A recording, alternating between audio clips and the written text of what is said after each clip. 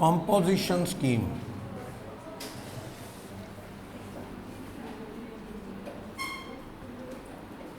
GST में composition scheme क्या है? एक चैप्टर है, छोटा टॉपिक, कंपोजिशन स्कीम। जैसा कि नाम से आपको क्लियर है, आपने सुना भी है पहले, कंपोजिशन स्कीम क्या होता है? जो स्मॉल ट्रेडर हैं या मैन्युफैक्चरर हैं या रेस्टोरेंट चलाते हैं आप, या स्मॉल सर्विस प्रोवाइडर हैं, बहुत ज़्यादा सर्विस नहीं देते, आप लोगों के लिए कंपोजिशन स्कीम अवेलेबल है। आप अपना टैक्स ज़्यादा फॉर्मेलिटी के बिना, बहुत कम फॉर्मेलिटी, बहुत कम कंप्लाइंस के साथ खुद भर सकते हो। नहीं तो आपको झंझट बहुत है इनपुट आउटपुट वाला, इनपुट आउटपुट का चक्कर नहीं पड़ेगा, आप अपना टैक्स जो है ईजिली भर पाएंगे, बहुत हिसाब किताब का खर्चा आने वाला नहीं है, आपको बहुत ज़्यादा कोई अकाउंटेंट वगैरह रखने की ज़रूरत भी नहीं है। वरना छोटे डीलर को लिए तो यही टेंशन है, इनपुट का बिल, फिर सेल पे आउटपुट काटे, फिर आउटपुट माइनस इनपुट करे, हर महीने रिटर्न भरे, हर महीने टैक्स भरे, बड़ा कंप्लाइंस काम करेगा ये जीएसटी की कंप्लाइंस करे? काम हो नहीं रहा दुकान पे और ये जीएसटी की फॉर्मेलिटी करता जा रहा है। तो ऐसे डीलर की प्रॉब्लम सरकार भी समझती है, उनके लिए सरकार कौन सी स्कीम लाना चाहती है? कॉम्पोजिशन। कॉम्पोजिशन से क्या होगा? आपकी फॉर्मेलिटीज़ बहुत कम हो जाएंगी। क्या कहता है? अगर आप इस कैटेगरी में हो, इस कैटेगरी में हो, आप या तो रेस्टोरेंट चलाते हो, ट्रेडर हो या मैन्युफैक्चरर हो, आप फॉर्मेलिटी से बच सकते हो, ज़्यादा इनपुट आउटपुट का खेल खेलने की ज़रूरत नहीं। हर महीने GSTR1, हर महीने GSTR3 भी बड़ा झंझट है। आउटपुट का बिल फिर सेल करते वक्त पहले ये देखो, मान ले करियाने की दुकान वाला है, करियाने की दुकान पे क्या नहीं मिलता आजकल? करियाने की दुकान पे क्रीम, शैम्पू भी मिल रहा है, खाने का सामान मिल रहा है, कई तो फ्रूट वेजिटेबल भी रखे बैठे हैं, और जूते जाते भी मिल जाते हैं, साफ़ सफाई करने वाला पोछा, झाड़ू, ये सब कुछ, छोटी मोटी आयुर्वेदिक दवाइयाँ भी मिल जाती हैं। करियाने की दुकान पे सब कुछ मिलता है और उसके सामान पे बड़ी तरह का टैक्स है, किसी पे 12, किसी पे 18, किसी पे 28, किसी पे 5, इतनी तरह का टैक्स है। व्यापारी ठीक ठीक से है, ज़्यादा पढ़ा लिखा है नहीं, माल बेचता है, पहले ये टेंशन होती है भैया इस माल पे जीएसटी कितना लगेगा, कहीं गलत ना लगा दूं, कम लगा दिया सरकार तंग करेगी, फालतू मांगेगी, तो टेंशन वाला काम है ना। ग्राहक कहता भाऊ जी क्या हो गया, सामान दो, खैर बिल तो काट लूँ, फिर वो बिल काट रहा, कहता 14 नहीं, 12 नहीं, 18 ना 28 लगेगा। फिर पूछता वो ना, हाँ भाई साहब ये बेच रहा हूँ, इस पर कितने % है? कहता क्या बेच रहे हो? कहता वो कोई मशीन है, कोई छोटी, कोई 200-250 रुपये वाली कोई मशीन है, उस पर 28% टैक्स है। पूछ रहा है फ़ोन करके, फिर वो बताता है, फिर बिल काटता है, बड़ी दिक्कत है। हर दुकान पे वो कोड तो नहीं लगे होते, जिन दुकानों पे हर प्रोडक्ट पे कोड लगा हो, लगाने पड़ेंगे आपको। अगर वो हर प्रोडक्ट की कोडिंग कर दो, फिर तो वो स्कैनर से स्कैन करते हैं, अपने आप बिल पे आ जाता है कि कितने % टैक्स वाला रेट। दुकान पे कंप्यूटर ही नहीं है, स्कैनर कहाँ से लगा लेंगे? अब तो स्वाइप करने वाली मशीन नहीं है हर दुकान पे, आधी दुकान वाले पेटीएम नहीं लेते, का ठगी हो जाती है, हो रही है ना बाज़ार में, सुनने में आता है, लोग पेटीएम ठगी कर जाते हैं। उसको कहते भाई साहब देना 500 रुपये या सामान देना, क्या मैसेज डाल रहा हूँ, मैसेज उससे टेक्स्ट मैसेज कर देते हैं उसे ऐसा हुआ है, उसके टेक्स्ट मैसेज आ जाता है मोबाइल पे, ₹500 सी फ्रॉम राजेश कुमार।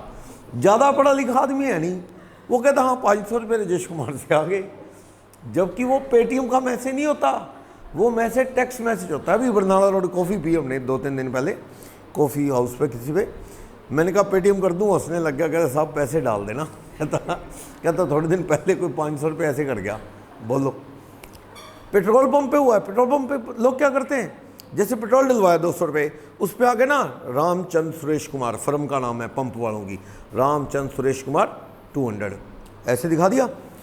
अगली बार वो ना उसका स्क्रीनशॉट उसी का लेके रख लेते हैं। अगली बार फिर 200 कॉल डलवाया, ले भाई देख उस पर आ ही रहा रामचंद्र सुरेश कुमार 200, वो पूछने वाला होता है डेट उसकी क्या कर लेते हैं वो एडिट, और पंप पे इतना टाइम नहीं होता, उसके बाद जाके देखे भी वाकई आगे कि नहीं, दिखा रहा ना रामचंद्र सुरेश कुमार 200 रसीद, पर वो पिछली बार डलवाया था उसका होता है।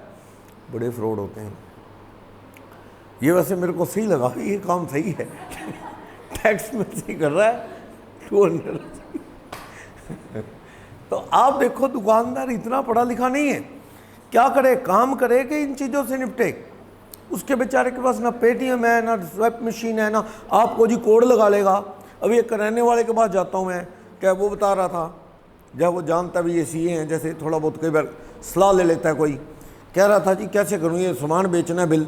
मैंने कहा जी सारे प्रोडक्ट की कोडिंग कर दे, 2-3 दिन लगेंगे, दुकान बंद करनी पड़ेगी, एक एक चीज़ की कोडिंग कर दे, उसके बाद सेम सामान दोबारा आएगा ना तो वो स्कैनर पहचान लेगा। कहता जी वो कोडिंग के लिए मुझे फिर कंप्यूटर लगाना पड़ेगा, स्कैनर लगाना पड़ेगा, ये सारे काम। देखो हर कोई एक और बात भी है, अगर ये कर भी लेना, कोई हो भी जाए तो वो करना भी नहीं चाहता।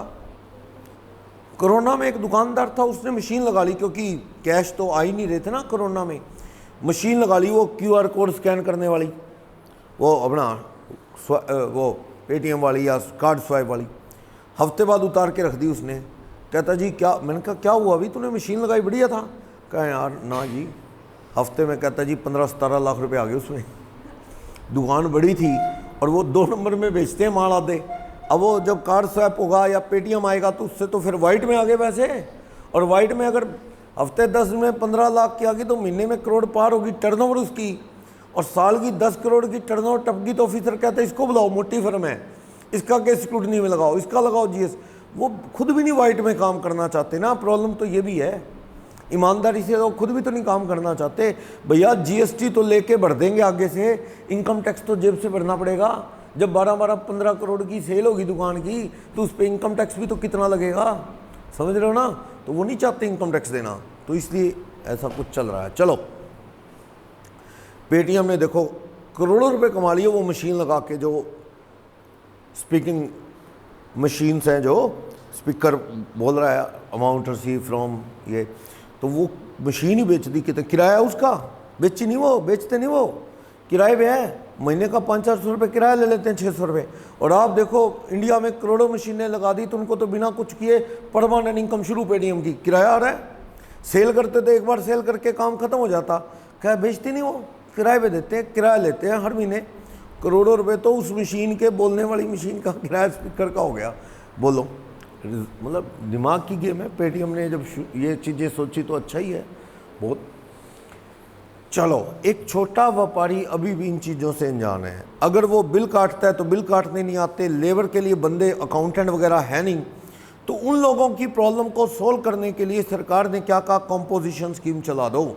इन लोगों को कहा अगर आप स्मॉल ट्रेडर, मैन्युफैक्चर, रेस्टोरेंट चलाते हो तो आपकी टर्नओवर लेस देन क्या होनी चाहिए, ₹1.5 करोड़ या ₹75 लाख। इससे अगर आपकी साल की टर्नओवर कम है तो you can opt for composition.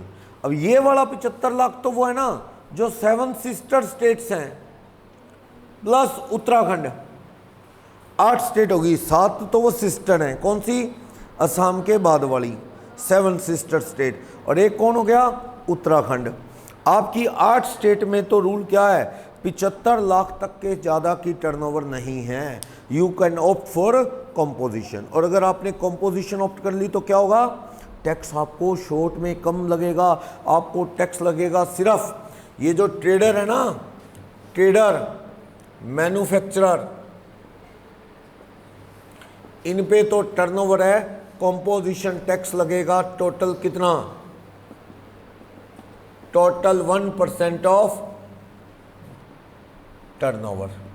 जो आपकी टर्नओवर है, जैसे क्वार्टरली जितनी सेल करोगे उसका 1%। रेस्टोरेंट में कितना है, रेस्टोरेंट में कंपोजिशन टैक्स है जितनी उस पीरियड में सेल करोगे,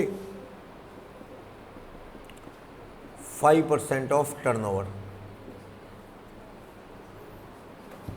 अगर आप मेघालय में हो और छोटे दुकानदार हो, आपकी टर्नओवर 75 लाख से ज़्यादा पिछले साल नहीं थी। ये कब देखनी है, 75-1.5 करोड़ प्रोसीडिंग ईयर। अगर आप रजिस्टर्ड डीलर हो तो प्रोसीडिंग ईयर देख लो, 75 लाख लेस देन ये ड्यूरिंग प्रोसीडिंग ईयर। अगर अभी चल रहा है 21-22 तो आप किस में देख लो, 20-21 की टर्नओवर। आप दुकानदार हो ना, 20-21 में क्या 1.5 करोड़ से नीचे थे रेस्ट ऑफ इंडिया में, ये कहाँ है? Rest of India. ये कहाँ है? 75 lakh. 7 sisters state plus Uttarakhand. अगर मान लो आप हल्द्वानी में हो, एक जगह है हल्द्वानी नैनीताल के पास, उत्तराखंड में, हल्द्वानी में दुकानदारी करते हो आप, 60 लाख रुपए की पिछले साल टर्नओवर थी, वाकई आप छोटे व्यापारी हो, उत्तराखंड में 75 लाख से नीचे थे। ऐसा करो साल शुरू होने से पहले ही, ताकि 1 अप्रैल से आप पे कॉम्पो लग जाए, साल शुरू होने से पहले क्या लिख के दे दो कि I want to offer composition. आप जीएसटी अथॉरिटी को इन्फॉर्म कर दो, इंटीमेट कर दो पोर्टल पे कि मैं कंपोजिशन ऑप्ट करता हूँ, तो वो क्या करेंगे? फॉर्मेलिटीज़ चेक करके आपको कंपो स्कीम दे देंगे, आपकी टर्नओवर वगैरह चेक करके। विद 1 अप्रैल 2021 आप कौन से डीलर हो गए? कंपोजिशन। और कंपोजिशन स्कीम ऑप्ट करने का मतलब फॉर्मेलिटी से बच गए आप, धड़ाधड़ सेल के बिल काटो बस, सेल सेल सेल सेल, कोई उठा के बैठना कौन सा माल है देखना नहीं, 18 28 12 कुछ नहीं, सेल करो बस सेल। दुकानदार कौन सा बिल काटेगा? टैक्स इनवॉइस नहीं, bill of supplies. Bill of supply is issued by composition dealer. Composition dealer दुनिया को क्या इशू करेगा? बिल ऑफ सप्लाई, उस पर टैक्स नहीं लगा होगा। और no GST can be charged from customer. आप अपने ग्राहक से बाहर से जीएसटी नहीं ले सकते।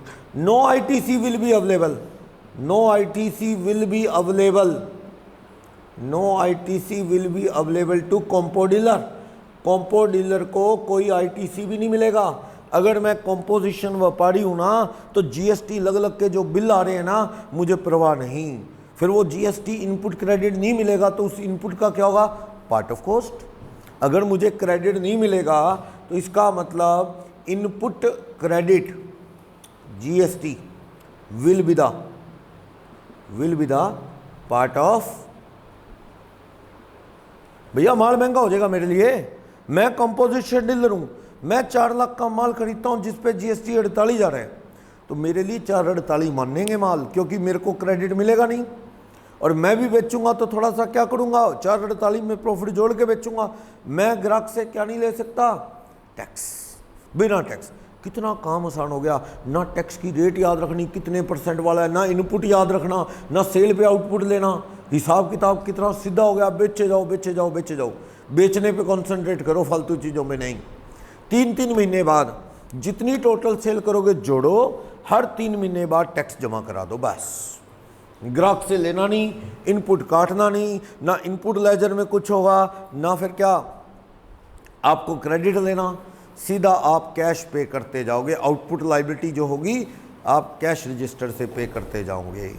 आपको जी ये तो चक्कर है, माल खरीदा बड़े व्यापारी से बेच रहा है तो वो इनपुट तो पार्ट ऑफ कॉस्ट बनेगा, बन जाने दो। एक स्टूडेंट कहता है सर इससे तो कास्केडिंग इफेक्ट बन जाएगा। कितना का बन जाएगा? कितना का तो टैक्स है, कितना का टैक्स है? 1% टैक्स है। और अगर मेरे से माल लेने वाले कंज्यूमर लोग हैं तो मेरे से भाग भाग के लेने आएंगे वो। सुनो ध्यान से, कॉम्पो बड़े ध्यान से ऑप्ट करना। अगर आप ऐसे व्यापारी हो जिनसे माल लेने दूसरे व्यापारी आते हैं और वो जीएसटी में रजिस्टर्ड हैं, आपकी दुकान पे नहीं चढ़ेंगे वो, क्योंकि you are compo dealer. Compo dealer से खरीदने वाला जानता है कि भैया ये आदमी जो पैसे लेगा ना, वो पैसे फाइनल है, उस पर कोई क्रेडिट नहीं मिलता। और ये आदमी क्या जेब से टैक्स भरता है? सियाना होता है वो, चीज़ महंगी कर देता है। समझो बात को। अगर मैंने लाख रुपए का माल बेचना है तो मुझे पता है हर 3 महीने बाद टैक्स भरूंगा, तो लाख का कितना टैक्स भरूंगा? मैं दुकानदार हूँ, 1%, 1000 रुपये भरूंगा। वंशिका आती मेरे पास, कहती जी सर सामान बेचोगे? मैंने सोचा जी लाख है, अगर टैक्स लगाता तो इस तरह लगाता, अब मैं कॉम्पो डीलर हूँ, 1,01,000 में बेच दूंगा। इनको क्या मतलब, मेरा रेट है 1,01,000, पर मुझे तो पता है ना 1000 रुपये मुझे जेब से टैक्स देना है, मैंने आगे वाले ग्राहक से वसूल लेना है। लेकिन अगर वंशिका दुकानदार है, मेरी दुकान पे कभी नहीं आएगी। क्यों? क्योंकि देखो ना माल महंगा बहुत होने वाला है। ऐसे मैंने माल खरीदा कहीं से, मान लो 70,000 रुपये का, सामने वाले ने मुझ पे 8400 टैक्स लगाया। सुनो ध्यान से, मैंने ये बात पहले भी बताई हुई है। मैंने 70,000 रुपये का माल खरीदा, जिसने मुझे माल बेचा उसने मुझ पे कितना जीएसटी लगाया? मान लो 12%, कितना? 8400। मेरी कॉस्ट कितनी पड़ी? 78,400। If I want to earn ₹10,000 कितने का बेचूंगा? 78,400 प्लस 10 88,400। मैं वंशिका को 88,400 में थोड़ा और जोड़ लो, चलो टैक्स टूक्स का ले नहीं सकता, पर मुझे तो पता देना है। 80,000 का भेज दिया, 90,000 का भेज दिया। वंशिका कहती है कि सर आपने ये तो माल ही बड़ा महंगा कर दिया, जो आपने टैक्स भरे वो भी पार्ट ऑफ कॉस्ट, 1% भी पक्का आपने मेरे से ले लिया होगा जोड़ जुड़ के 90। ये कहती ना जी मैं तो आपकी दुकान पे माल नहीं लेती। क्यों? क्योंकि इनको तो क्या है, ये तो व्यापारी हैं, ये तो माल बेचती क्या है, टैक्स लगा के हैं। आपने तो मेरे से 90 ले लिया, इस पर भी क्या लगा के बेचोगे आप? टैक्स, आउटपुट टैक्स वसूलोगे, इनपुट काट ही नहीं पाओगे, है ही नहीं इनपुट, और माल उल्टा और महंगा हो गया। अगर आप यही माल किसी और व्यापारी से लेते, सुनो मैंने 78,400 का पड़ा कि और व्यापारी होता मेरे जैसा, उसको जो क्रेडिट लेता देता, मतलब आम व्यापारी, उसे कितने की परचेज होती? 70। वो 10,000 पे प्रॉफिट जोड़ता तो कितना? 80। 80 पे आगे 12% टैक्स लगाता तो कितने का बेचता? लगभग 90 के आसपास। पर उसका आपको क्रेडिट तो मिल जाता। समझ रहे हो ना बात? मेरे से मान लेके क्रेडिट नहीं मिलेगा। तो आप याद रखो, कॉम्पो डीलर से अगर उसने कॉम्पो ऑप्ट कर ली तो कॉम्पो वाला क्या इशू करता है? Bill of supply, tax invoice issue नहीं कर सकता, और खरीदार कोई इनपुट क्रेडिट ले नहीं सकता क्योंकि मैंने लिया ही नहीं। मैंने तो, मुझे जो पड़ा वो भी पार्ट ऑफ कॉस्ट बना के सामान महंगा हो गया। हाँ, मेरे से लेने वाले ग्राहक लोग हैं तो शायद भाग भाग के आ जाएं, उनको थोड़ा मुझसे क्या पड़ेगा? सस्ता। और अगर मुझसे माल लेने वाले व्यापारी हैं, खुद रजिस्टर्ड व्यापारी, तो मुझे कॉम्पो कभी भी ऑप्ट नहीं करनी चाहिए, मेरे व्यापारी टूट जाएंगे। सही है ना?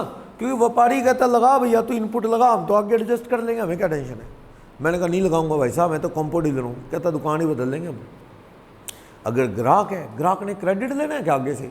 ग्राहक को बिल दे भी दूंगा टैक्स वाला, वो क्या करेगा? बिल का घड़ी रखेगा। तो अगर आपसे लेने वाले ग्राहक लोग हैं, यानी कंज्यूमर लोग हैं, जिन्होंने एंड यूज़र हैं, फिर आप कौन सी स्कीम ऑप्ट करना? कॉम्पो। शायद आपको क्या पड़े? सस्ता। ठीक है, बोलो क्लियर? तो इस तरह से कॉम्पो स्कीम ऑप्ट करना, ध्यान से करने कब है ऑप्ट? जब आपको लगता है कि आपसे माल लेने वाले कंज्यूमर यानी एंड यूजर हैं तो कॉम्पो ऑप्ट करना, वरना कॉम्पो कितने % लगती है? ट्रेड पे, मैन्युफैक्चरर पे कितने %? 1। 3 महीने बाद टैक्स लगता है। रिटर्न GSTR 4 जाती है साल की इकट्ठी। वैसे एक्ट में 3 महीने लिखा गया था, लेकिन अब सरकार टाइम टू टाइम रिटर्नों की रूल बदलती रहती है। तो आजकल रूल बना दिया सरकार ने, कॉम्पो वालों को और आसान कर दिया कि तुम अपनी रिटर्न कौन सी भर दो, 3B नहीं। आम व्यापारी हर महीने 3B भरता है ना, नॉर्मल व्यापारी, लेकिन कॉम्पो वाला GSTR 4 भरता है। बाजार में लोग R4 करते फिरते हैं, रिटर्न 4। एक्चुअल में पूरा नाम है GSTR 4, यानी goods and service tax return 4 बढ़ता है, और वो एनुअल जाती है। GSTR by compo dealer, by composition dealer, annually. अपने पढ़ा था ना, GST रजिस्ट्रेशन रद्द हो जाता है 3 क्वार्टर की रिटर्नें ना भरे। अब आप वहाँ ये पढ़ो कि एक तो प्रैक्टिकली तो यही सही है, एक्ट में 3 रिटर्नें लिखा है, एक रिटर्न नहीं भरी तो GST रजिस्ट्रेशन कैंसिल। क्यों? कॉम्पो की एक ही रिटर्न साल की है। क्लियर? GST रद्द नहीं होगा, अगर एक भी रिटर्न नहीं भरी तो हो जाएगा रद्द। चलो, एनुअल रिटर्न भरता है कॉम्पो डीलर कब? साल बाद। और जबकि टैक्स कब जमा करवाता है? कॉम्पो टैक्स कब देता है? Composition tax required to be deposited quarterly. Compo tax जमा कैसे करवाना है आपने? कॉम्पो टैक्स जमा करवाना है क्वार्टरली, पर रिटर्न कब भरनी है? सारा हिसाब किताब बना के एनुअली। समझाई बात? जमा टैक्स करवाओगे आप क्वार्टरली, हर 3 महीने बाद, लेकिन रिटर्न कब जमा करवाओगे? एनुअली। इनपुट क्रेडिट ले नहीं सकते, और आउटपुट आगे से कलेक्ट करना नहीं। बिल दो, बस सेल का टोटल करो, क्वार्टर में कितनी सेल है, मान लो 15 लाख, 1% भरो 15,000, बस। ग्राहक से लेने नहीं, वो मैंने बताया ना, इनडायरेक्टली चीज़ महंगी बेच के निकलवा लेता है, पर वो रियल में रूल तो ये है कि लेने नहीं, ले नहीं रहा वो, उसके अकॉर्डिंग चीज़ ही महंगी है। और कॉम्पो डीलर को दुकान के बाहर अपना लिखना है, कंपोजिशन डीलर लिखना है, लिखा होता है देखो कई दुकानों पे कंपोजिशन डीलर और उसका जीएसटी नंबर लिखा होता है। कंपोजिशन डीलर को दुकान के बाहर डिस्प्ले में लिखना है कंपोजिशन डीलर, ताकि अंदर आने वाले ग्राहक को पता हो कि अंदर दुकान वाला टैक्स नहीं ले सकता क्योंकि वो कॉम्पो डीलर है। कॉम्पो टैक्स की रेट कितनी है? ट्रेडर पे, मैन्युफैक्चरर पे कितने परसेंट? 1% क्वार्टरली। रेस्टोरेंट पे कितनी? 5। वैसे अगर आप टैक्स की रेट रेस्टोरेंट पे जाके पढ़ोगे ना, वैसे भी 5 है, सर्विस है नहीं है। वैसे तो खाना बेचते हैं, पर हमने पढ़ा है कौन से शेड्यूल में पढ़ा है it's a service? Schedule number कौन सा है जो कहता है it's a service? Schedule 2 7(1)(a) goods है कि service. 1 capital A 7 subsection 1(a) कहता है ना शेड्यूल 2 गुड्स है कि सर्विस। रेस्टोरेंट की सर्विस क्या है? रेस्टोरेंट की सर्विस सर्विस है, सर्विस होके भी रेस्टोरेंट की सर्विस होके भी इस पे रूल गुड्स वाला ही है, 5% टैक्स भर दे भाई। रेस्टोरेंट चलाता तू, बेचे जा बेचे जा बेचे जा बेचे जा, बस टेंशन फ्री। ग्राहक से लेना नहीं, ग्राहक से लेना नहीं। क्वार्टरली जो बनेगी तेरी खाने खुने की सेल, क्वार्टरली बता कितनी सेल है? कहते 10 लाख। 10 लाख का 5% कितना बढ़ दे? 2.5। ये टोटल है, यानी कितना बढ़ दे? 10 लाख का 5% 50, 25,000 CGST, 25,000 OHM। गए हो आप कभी रिसेंटली? बिल देखो यार, निशुराज गए हो तो बिल देखो, GST जोड़ा होता है उन्होंने 2.5%, कभी देख लेना। यानी वो कॉम्पो डीलर नहीं है। कॉम्पो डीलर होते तो GST जोड़ते क्या? नहीं, यानी वो बड़े डीलर हैं, बड़े बड़े मतलब रेस्टोरेंट्स हैं।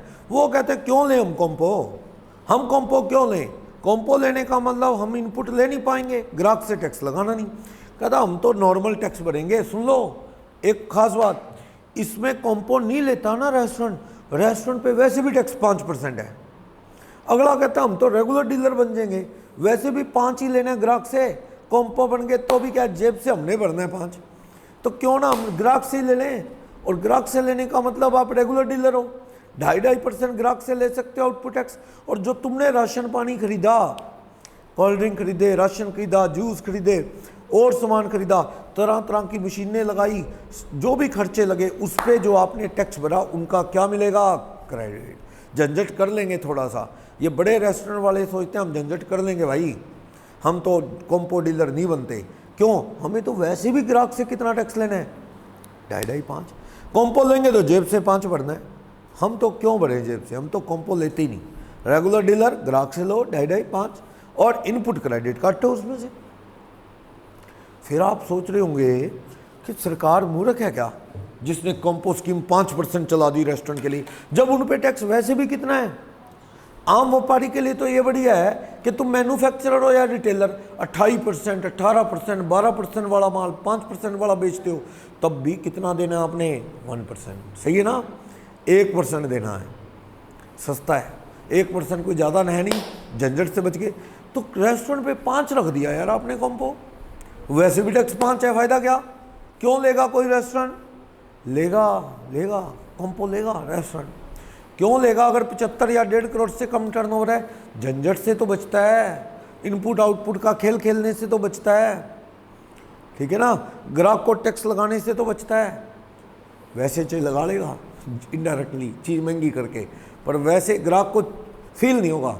ग्राहक को ये फील होगा भी बढ़िया वो पाड़ी है, टैक्स लगा ही नहीं रहा। झंझट से बच रहे हो, इनपुट आउटपुट के खेल से, रिटर्न भरने के झंझट से। छोटे रेस्टोरेंट हो तो कॉम्पो ले लोगे, कौन हिसाब किताब करेगा? कौन अकाउंटेंट चाहिए? GST के लिए अकाउंटेंट, हिसाब किताब के लिए, उससे तो बच जाओगे। देखो एक बात सुनो, छोटा रेस्टोरेंट है, छोटा रेस्टोरेंट, उस पर आती कौन है? सारे कंज्यूमर लोग आते हैं। जो गेस्ट आते हैं वो कोई आगे क्रेडिट लेना है, खाना आगे बेचने के लिए लेके जाता है कोई, तो वो तो हमेशा ही उनके पास कौन आते हैं? End user.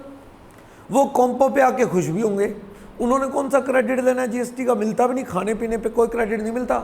मान लो मैं यहाँ इंस्टीट्यूट पे आता हूँ, ठीक है, बाई चांस क्या है बीच में एक लंच ब्रेक होता है जैसे 1 आवर, किसी दिन ऐसी सिचुएशन होगी कि लंच ब्रेक भी जाना मुश्किल हो गया, तो मैंने खाना यही मंगवा लिया, बाहर से ऑर्डर कर दिया, जोमेटो या कहीं से निशुराज से आ गया, उसके ऊपर जीएसटी लग क्या है, जीएसटी लग क्या है, मैं क्रेडिट ले लूँगा, नहीं मिलता।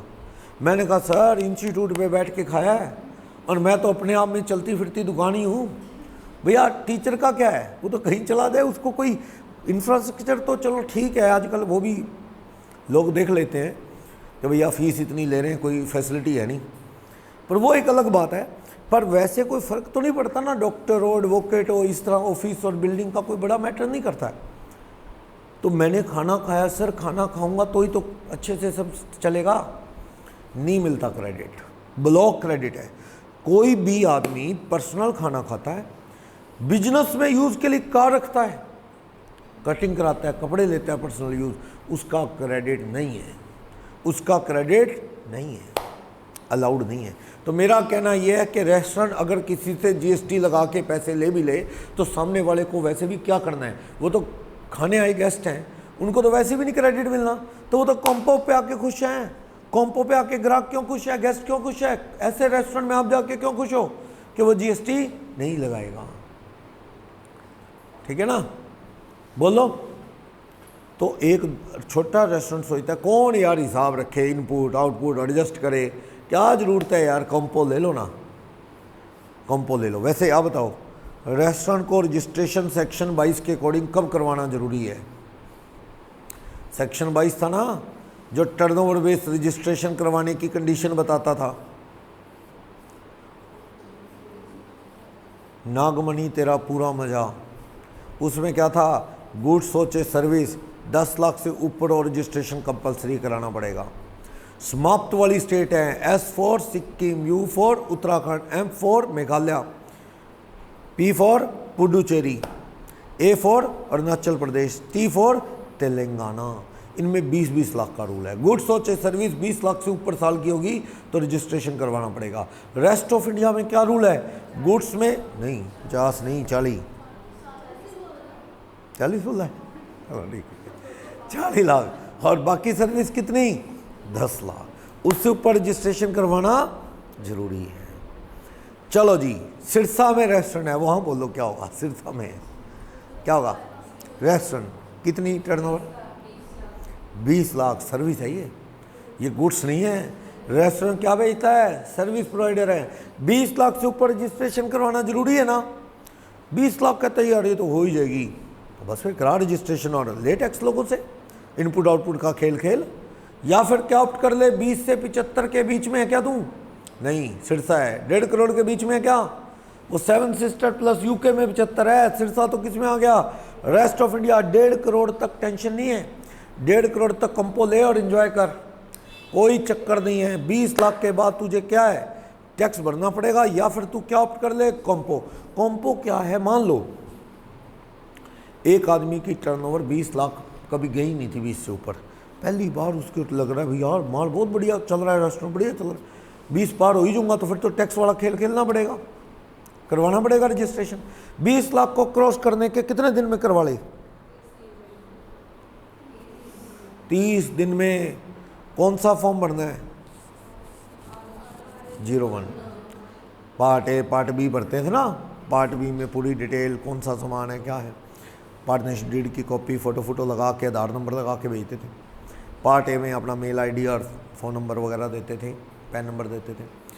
REG 01 भरना है तो आप REG 01 भर दें 30 दिन के अंदर, 30 में अप्लाई कर दोगे तो रजिस्टर्ड कब से माने जाओगे, जब 20 को क्रॉस हुए, डेट भी लिखनी है कब क्रॉस हुए, ऐसा है ना, 30 के बाद हुए तो जब रजिस्टर्ड हो गए तब से रजिस्टर्ड माने जाओगे। बंदा कहता है यार 20 के पार तो वो हो ही गया, खैर कॉमन रजिस्ट्रेशन करवा लिया नॉर्मल REG 01 भर के, अब उसे फील हो रहा है यार ये झंझट बहुत है यार, इनपुट आउटपुट ये वो, कॉम्पो ले ले भाई, 1.5 करोड़ तक टेंशन फ्री हो जा, 1.5 करोड़ तक टेंशन फ्री हो जा, तुझे इनपुट आउटपुट का खेल खेलना नहीं पड़ेगा, क्वार्टरली तू टैक्स जमा करवा दे, और आसान कितना है, जितने सेल के बिल काटे हैं तूने उनका टोटल कर इस क्वार्टर का, और उस पर 1% या रेस्टोरेंट है तो 5% कर और जमा करा दे, कितना आसान है, सही है। उसमें झंझट बहुत है नॉर्मल डीलर में, जब आप रिटर्न भरते हो ना, GSTR1 भरते हो हर महीने, GSTR1 क्या होती है बताया था, GSTR1 आउटवर्ड सप्लाई की रिटर्न है, अगले महीने की 10-11 तारीख को जाती है। क्या जाता है भाई साहब, मैंने ये बेचा है। जब आप GSTR1 भरते हो तो क्या भरते हो, उसमें सामने वाले बार यानी जिसको आपने बेचा उसका वो GSTIN भी भरते हो, और वो कहाँ रिफ्लेक्ट हो जाता है सामने वाले के। जैसे मान लो मैंने जुलाई मंथ में 35 लोगों को माल बेचा, मेरी दुकान है कपड़े की, और होलसेलर हूँ, 35 छोटे दुकानदारों को मैंने माल बेचा, तो जुलाई वाली 11 अगस्त तक क्या भरूंगा मैं, GSTR1। उसमें मैं 35 का GSTIN चढ़ाऊंगा, इसको बेचा इसका GSTIN ही है, इसको बेचा इसका GSTIN है। जब मैं 35 की सेल चढ़ा दूंगा तो वो मेरे कहाँ दिखेगा, वो 35 को जितना टैक्स लगाया मैंने, मेरे तो पोर्टल में कहाँ दिख जाएगा, वो आउटपुट लाइबिलिटी रजिस्टर में, कि सुमित तूने जुलाई का ये टैक्स देना है। और जिन जिन के मैंने GSTIN चढ़ाए उन बार के रिफ्लेक्ट हो जाएगा कहाँ जाके, अपने आप पोर्टल के थ्रू ऑटोमेटिक कहाँ शो हो जाएगा, उनके क्रेडिट लेजर में, कि तुमने सुमित से खरीदा, इतना टैक्स भरा है, ये तुम्हारा क्रेडिट है। अब अगले महीने की, इसी महीने की अगस्त की, जुलाई में माल बेचा, अगस्त की 22 या 24 को मैं क्या भरूंगा, GSTR 3B हर महीने। 3B में क्या होगा, 3B में यही होगा कि जुलाई महीने में सुमित तूने ये बेचा, ये तेरी आउटपुट लाइबिलिटी रजिस्टर में दिख रहा है, तू ही कह रहा है GSTR1 में, और तूने सुमित जिससे खरीदा उन्होंने तुझ पे GST लगाया, वो तेरे कहाँ रिफ्लेक्ट कर रहा है, क्रेडिट लेजर। जिनसे मैंने खरीदा वो अपनी GSTR1 नहीं भरेंगे क्या, वो दुनिया GSTR1 भरेगी जिन्होंने मुझे बेचा, तो वो मेरे कहाँ आके दिखेगा, जो मैंने माल खरीदा उसका टैक्स मेरे क्रेडिट लेजर में। तो ऐसे होगा 22 या 24 को आउटपुट लाइबिलिटी में, तो वो टैक्स है जो मैंने किस में दिखाया है, GSTR1 में। क्रेडिट लेजर में कौन सा टैक्स दिख रहा है मेरा, जो जिन्होंने मुझे बेचा टैक्स वसूला, वो दिख रहा है क्रेडिट लेजर में। क्लियर। फिर मैं दोनों एडजस्ट करके अगर कुछ और बनता है तो मैं कहाँ से पे करूँगा, अपने कैश रजिस्टर से, कैश लेजर से। कैश लेजर में जमा कैसे होगा, कैश जमा कराओ ऑनलाइन, उसमें कहाँ से आएगा, आपको डालने पड़ेंगे। हो सकता है आपका आउटपुट से ज़्यादा इनपुट हो, तो अगर आपका आउटपुट CGST 1 लाख बनता है, आउटपुट CGST, इनपुट CGST पड़ा 1.5 लाख, तो output CGST 1 lakh, input CGST खड़ा है बैलेंस 1.5 लाख, तो हाँ 99% से ज़्यादा क्रेडिट एडजस्ट नहीं कर सकते, लाख रुपए जीरो नहीं होएगा। आप 99,000 तो क्रेडिट लेजर से यूज़ कर लो, 1,000 रुपये कहाँ से भरने पड़ेंगे, कैश लेजर से। आपके खाते में क्रेडिट कितना पड़ा रहेगा, 51,000, क्योंकि 1 लाख का 99 काटने दिया, तो 1.5 लाख रुपये क्रेडिट पड़ा था आपका, 51,000 पड़ा है। वो चाहते हैं 1% तो बंदा कैश दे, बताया था ना, 1% कैश लेने की ये चालाकी है सरकार की, कुछ ना कुछ तो कैश ले लो। समझ आया। झंझट से बचना है तो कॉम्पो ऑप्ट करो। कौन कर सकता है ऑप्ट, जिनकी टर्नओवर एक सीलिंग से नीचे है। ट्रेडर या मैन्युफैक्चरर को तो बढ़िया है, मैं कहता हूँ 1% टैक्स दे के पीछा छूट गया, और क्या चाहिए। अभी कल मैं एक पेंट की दुकान पे गया था, वहाँ लिखा हुआ था कंपोजिशन डीलर, बढ़िया। अगला कहते हैं यार माल बेचो, धड़ाधड़ पेंट बेचो, बिल काटने का चक्कर ही नहीं, बिल काटना है, क्योंकि बिल ऑफ सप्लाई काटना है, टैक्स नहीं लगाना। बिल ही नहीं काटोगे, टैक्स की चोरी है, फिर तो कंपो भी नहीं लगेगा। बिल तो काटना है, पर वो बिल टैक्स इनवाइस नहीं होगा, उस बिल को क्या बोलेंगे, बिल ऑफ सप्लाई। उसके टोटल पे तो क्वार्टरली टैक्स जमा कराना है, बिल ना काटना मतलब टैक्स की चोरी।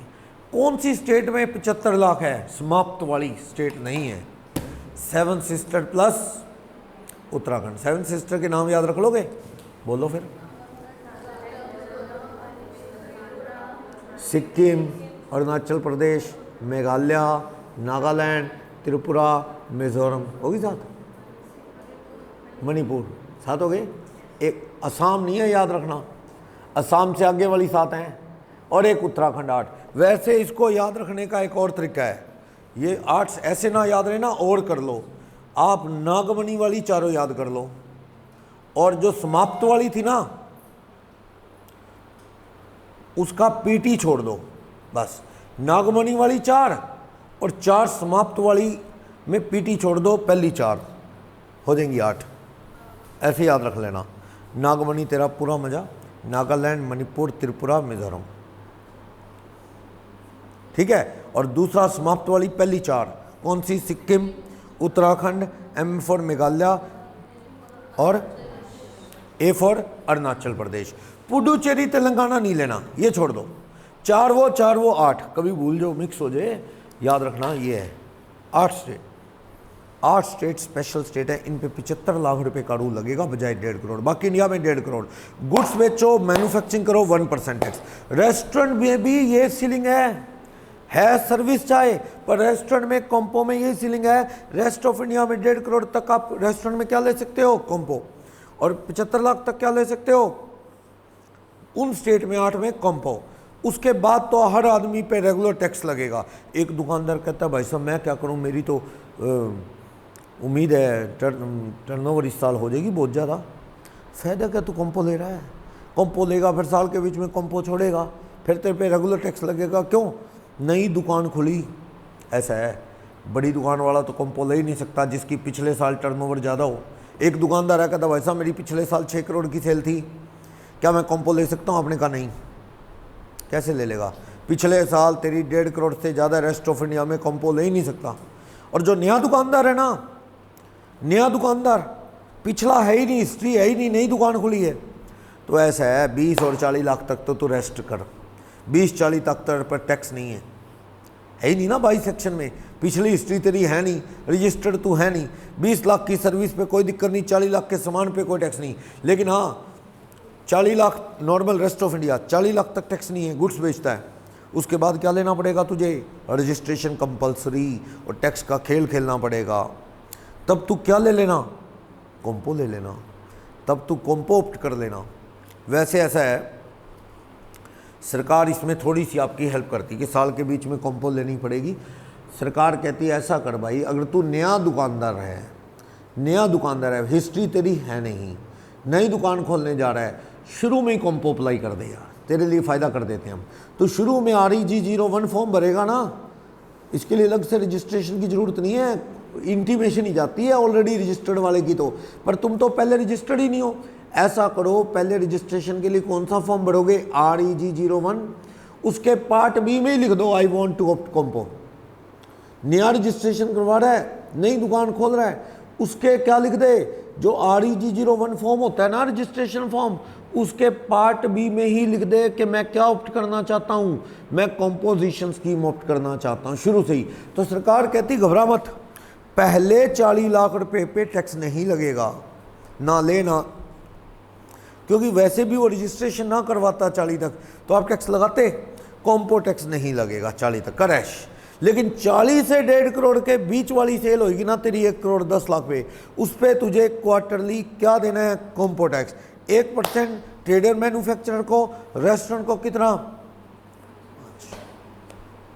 यानी देखो ध्यान से सुनो, पिछले साल रजिस्टर्ड थे क्या आप? अगर पिछले साल रजिस्टर्ड थे, अब साल के शुरू में पहले अप्लाई कर दो। अगर कॉम्पो लेनी है तो पहले कह दो, हफ्ता 10 दिन पहले इंटीमेट कर दो डिपार्टमेंट, सर 1 अप्रैल से मैं क्या लेना चाहता हूँ कॉम्पो। लेकिन मान लो एक CA साहब CA बने जुलाई के रिजल्ट में, पहले कहाँ कुछ था ही नहीं, अब वो कॉम्पो लेना चाहते हैं तो ले लें। पहली बार रजिस्ट्रेशन करवा रहे हैं REG01, उसी में लिख दें कि मैं क्या ऑप्ट करना चाहता हूं, कॉम्पो। लेकिन अभी मैंने सर्विस प्रोवाइडर का कॉम्पो आपको नहीं बताया, मैंने किसका बताया, ट्रेडर का, मैन्युफैक्चरर का, रेस्टोरेंट का। इन पे टर्नओवर के ये रूल लगते हैं, 1.5 करोड़ 75 लाख। 75 कहाँ है याद रह जाएगा ना, और 1.5 कहाँ है वो याद रह जाएगा। एक बार अगर आपकी सेल 1.5 पार कर गई तो अगले साल तो वैसे भी आप कॉम्पो दोबारा ऑप्ट कर ही नहीं सकते। मान लो 20, एक सुनो बात, झंझट है, आप कॉम्पो डीलर ऑप्ट कर चुके थे और आप थे मान लो पंजाब में, पटियाला में, आप कॉम्पो ऑप्ट कर चुके थे। साल के बीच में चलते चलते लगभग 1 दिसंबर के आसपास टर्नओवर 1.5 पार कर गई, 1 दिसंबर को 1.5 करोड़ पार होगी। अब वो इनपुट आउटपुट का खेल शुरू करना पड़ेगा। तुझे क्या करना है, हफ्ते के अंदर सरकार को इन्फॉर्म कर दे, सर मेरी कॉम्पो विड्रॉ, मेरी टर्नओवर 1.5 पार कर गई sir, now I am regular dealer, और दुकान के बाहर से वो हटा दे जो लिखा कॉम्पो डीलर। अब तू कॉम्पो डीलर नहीं है, तेरी सेल तो 1.5 करोड़ के पार होगी। अब तू क्या लेना शुरू कर दे, वही टैक्स इनवाइस काट, आउटपुट टैक्स ले, इनपुट का क्रेडिट ले, वही 3-3 महीने बाद रिटर्न दे, 3B GSTR1 का खेल शुरू कर दे हर महीने। कॉम्पो में तो क्वार्टरली था, हर महीने टैक्स भर, हर महीने रिटर्न भर साल के बीच। और अगले साल कहता भाऊ जी अब मैं कॉम्पो ऑप्ट कर लूँ, कर ही नहीं सकता। तेरी अगर 21-22 में टर्नओवर 1.5 पार होगी, यानी तू 2 करोड़ के आसपास है मान लो, तो अगले साल तू कॉम्पो कैसे लेगा, क्योंकि बीते साल तेरी टर्नओवर 1.5 करोड़ से ज़्यादा है। कहता अच्छा ऐसे होता है, और क्या ऐसे ही होता है। वो पता क्या सोच रहा था, कहते इनकम टैक्स की तरह अगले बार फिर 75 लाख तक कॉम्पो चलेगी, उसके बाद फिर मैं रेगुलर डीलर हो जाऊंगा। नहीं, कॉम्पो होने के लिए पिछला साल देखा जाता है, और पिछले साल तेरी टर्नओवर 1.5 करोड़ के पार थी, तो तू कॉम्पो पिछले साल ही तेरी कॉम्पो छिन गई, अगले साल कॉम्पो शुरू में ही नहीं मिलेगी, मिलेगी नहीं। और अगले साल उसकी टर्नओवर रहेगी 70 लाख, बेचारे के दिन बुरे आ गए, टर्नओवर रहेगी 70 लाख, और अगले साल 24-25 में जाना चाहता है, कॉम्पो ऑप्ट कर सकता हूं, यस कर सकता है। यानी जब कॉम्पो ऑप्ट करनी है पिछले साल की टर्नओवर देखनी है, 1.5 करोड़ से नीचे है या रेस्ट ऑफ इंडिया में, या उन 7 सिस्टर प्लस उत्तराखंड में 75 लाख से नीचे है, तो you can opt for compo. कोई आफत नहीं आएगी अगर साल के बीच में सेल ज़्यादा होगी तो भैया कॉम्पो विड्रॉ हो जाएगी, और क्या है खेल शुरू कर देंगे इनपुट आउटपुट। पर इतना आसान नहीं है, पंगा सुनो क्या है, सुनो पंगा क्या है। कॉम्पो ऑप्ट करने पे, जब कोई कॉम्पो ऑप्ट करता है बंदा, सरकार को रेगुलर डीलर है, वो चाहता है यार छोड़ो यार कॉम्पो ले लो यार, रेगुलर डीलर है, कॉम्पो लेना चाहता है तो भाई मिल हमसे और लिस्ट बना के दे तेरे पास बिना बिका माल कौन सा है।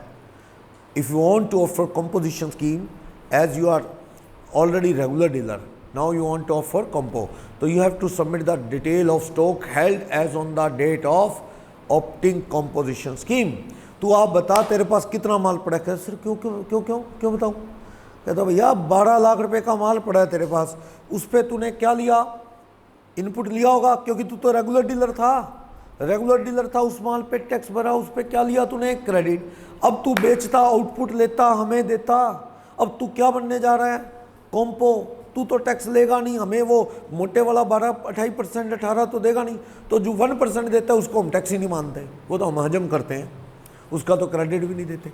तू रेगुलर वाला टैक्स मान लो। अनीशा जो बिजनेस करती हैं उस पे टैक्स की रेट है 18%, और ये रेगुलर डीलर हैं, आउटपुट लिया, इनपुट भरा, काट के टर्नओवर जितनी मर्जी हो। रेगुलर डीलर तो कोई वॉलंटरली भी करवा सकता है, यह रजिस्टर्ड है। टर्नओवर चाहे 70-80 लाख से ज़्यादा नहीं है इनकी सिरसा में, मान लो 1 मिनट के लिए, पर ये रजिस्टर्ड है। इनपुट आउटपुट का खेल चल रहा है। अब इनका मूड बना क्यों ना आप कॉम्पो ले ले, ऐसे उलझे पड़े हैं काम में। 1% टैक्स भरो, चैन की नींद सो जाओ। क्वार्टरली टैक्स भरना है, रिटर्न साल में एक बार उठो, सीए साहब से मिलो, फीस दो, 1 साल बाद झंझट खत्म रोज का। ये कहता है I want to opt for composition. क्या करना है, सरकार को इंटीमेट करना है बस। पर सरकार पता क्या कहेगी, कॉम्पो देगी नहीं। सरकार कहेगी अनीशा आप ऐसा करो, आपके पास जो माल पड़ा है ना स्टॉक, उसकी लिस्ट बना के लाओ। ये लिस्ट बना के लेगी, 15 लाख का माल पड़ा है, वो कहते जी इस पे 15 लाख पे 18% टैक्स करना, 15 लाख का 18% इनपुट टैक्स।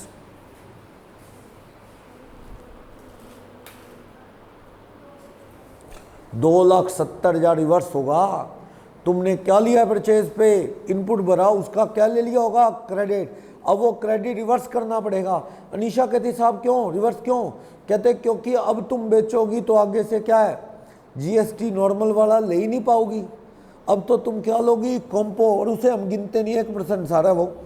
तो इसलिए तुम इस जो बिना बिके माल पे at the time of opting composition scheme आपको ये 2,70,000 रुपये का टैक्स क्या करना पड़ेगा, रिवर्स।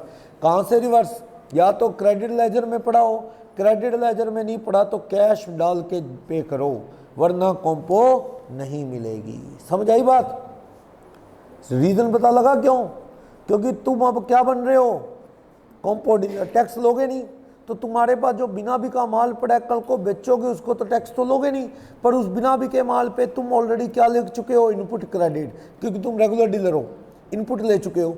इस माल को बेचोगे है नहीं, टैक्स हमें आएगा नहीं, इसलिए इस पे लगने वाला टैक्स जो तुमने खरीद पे भरा वो हमें क्या दो वापिस, सरकार कहती है।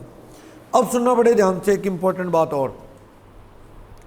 मान लो इस साल अनीशा कॉम्पो डीलर बन चुकी हैं शुरू से ही, लेकिन 1 दिसंबर को इनकी टर्नओवर जो है 1.5 करोड़ पार होगी। 1 दिसंबर को 1.5 करोड़ के पार होगी। इन्होंने हफ्ते के अंदर क्या है, डिपार्टमेंट को इन्फॉर्म कर दिया, sir now I am regular dealer, क्योंकि मेरी टर्नओवर 1.5 करोड़ के पार होगी। इनपुट आउटपुट का खेल खेलो। सरकार कहती है हाँ ठीक है ठीक है ठीक है, रेगुलर डीलर बन जाओ, भरो टैक्स, बढ़िया है। ये सरकार को एक लिस्ट और बना के दे के आती हैं। सरकार कहती है किसी की लिस्ट है? इन्होंने कहा जी ये उस सामान की लिस्ट है जो मेरी दुकान पे पड़ा है, ये मैंने बड़े व्यापारियों से खरीदा, क्या भर के? IT input. इसका क्रेडिट मुझे मिला नहीं क्योंकि कंपो डीलर थी। अब ये माल बेचूंगी एज अ रेगुलर डीलर, तो आगे से क्या लूंगी मैं? Output tax. तो मेरी बारी अब लिस्ट देने की। आप तो नहीं मांगोगे मुझे पता है, क्योंकि अब आपका नुकसान है। समझ रहे हो क्या कह रहा हूं?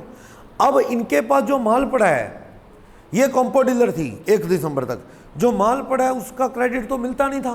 क्यों? क्योंकि ये तो अब रेगुलर डीलर थी नहीं, कंपो डीलर थी।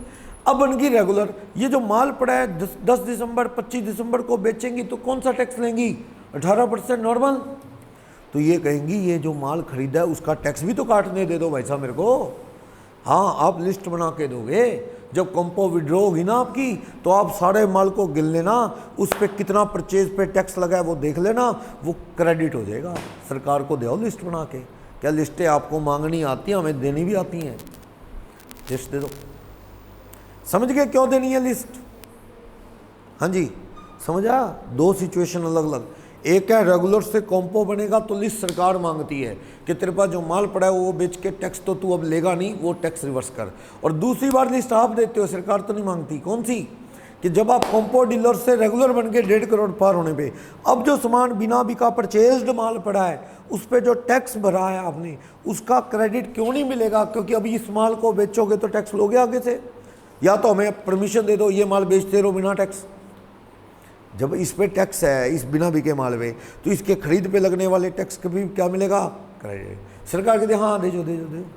हमने कब रोका? दे दो लिस्ट, दे दो जो बिना बिके माल की है। सही है ना? बोलो। कंपोजिशन। रेस्टोरेंट 5% नॉर्मल टैक्स है, कंपो भी 5 है, बस फॉर्मेलिटी से बच जाएगा, कंपोप्ट करेगा। और मेरे अकॉर्डिंग ये बहुत बढ़िया चीज़ है। 1% कोई ज़्यादा भी नहीं होता, भर दो। लक्ष्मी स्वीट्स के पास एक व्यापारी बड़ा परेशान था, उसने रेगुलर रजिस्ट्रेशन करवा लिया था, और चाहे टर्नओवर कितनी भी, और एक बार रजिस्ट्रेशन हो गया रेगुलर वाला, फिर तो भैया खेल शुरू है, टैक्स लगेगा। आपको मैंने बताया था टैक्सेबल पर्सन कौन सा होता है? टैक्सेबल पर्सन वो है जो रजिस्टर्ड है, चाहे कंपल्सरली चाहे वॉलेंटरली, या जो लाइबल टू गेट रजिस्टर्ड है, करवा नहीं रहा, टर्नओवर पार है, वो तो क्या माना जाता है? Taxable person. और अगर एक आदमी रजिस्टर्ड करवा ले तो खेल शुरू है, इनपुट आउटपुट। वो पारी बड़ा परेशान कहता जी यार ये बड़ा झंझट है जी, एक रिटर्न भरता हूँ अगले महीने की दूसरी और आ जाती है, पिछले वाले का फ़ोन आता है, इतने में वो जाके धक्के खाते हैं, हम रिटर्न भरते इतने में अगले का आ जाता है सर रिटर्न भरनी है, टैक्स भरना है, इनपुट आउटपुट। बड़ा परेशान, टाइम होता नहीं बंदे के पास। तो मैंने उसको कहा कितनी की सेल है? उसे सेल 40 लाख से उस मतलब अपने, अब तो 1.5 करोड़ है, तो उस वक्त थोड़ी कम रहती थी, तो उसकी टर्नओवर बहुत ज़्यादा नहीं थी। तो मैंने उसको कहा भी 1.5 करोड़ से कम है ना तो क्यों टेंशन लेता है? अगर तेरी सेल 1.25 करोड़ 1 करोड़ 80 लाख कुछ है, 1% भर चैन की नींद सो जा। 80 लाख की सेल करेगा, वो कहता है जी मेरी तो कोई 45 50 40 होती है, तो फिर क्या चक्कर है? 50 होती 50 यार ही लगेगा साल का, इतने पैसे तेरे बच भी जाएंगे, अकाउंटेंट और वो सब झंझट, टेंशन फ्री माल बेच लेगा, इतना पीस ऑफ माइंड होगा तेरा। टैक्स भर 1% टेंशन फ्री हो जा। उस थोड़ी अगली बार गया तो उसकी दुकान के बाहर लिखा था कंपोजिशन डीलर, उसने कंपोप्ट कर ली थी। तो सही है, उसने अपने प्रोफेशनल को कह दिया कंपोजिशन स्कीम दे दो, अच्छी चीज़ है, क्या दिक्कत है? क्लियर? पर ऐसा है, एक बार ये फ़ायदे की चीज़ें ऑप्ट कर लेते ना तो आप सेफ़ जोन में आ जाते हो, रिजर्व मतलब हो जाते हो, फिर उसके बाद मेहनत नहीं करते। क्यों? कंपो वाला ना दूसरी स्टेट में बेच सकता माल, ना एक्सपोर्ट कर सकता, तो आप अगर ऑर्डर आएंगे भी तो आप ऑर्डर लोगे नहीं। समझ गए? कंपो पढ़ेंगे आगे, कंडीशन है सेक्शन 10(2) में, कंपो डीलर एक्सपोर्ट नहीं कर सकता, इंटर स्टेट सेल नहीं कर सकता, बाय कर सकता है, इंटर स्टेट परचेज कर सकता है। इंटर स्टेट सेल जैसी तूने की तेरी कंपो क्या हो जाएगी? विड्रॉ। एक्सपोर्ट किया तो कंपो विड्रॉ।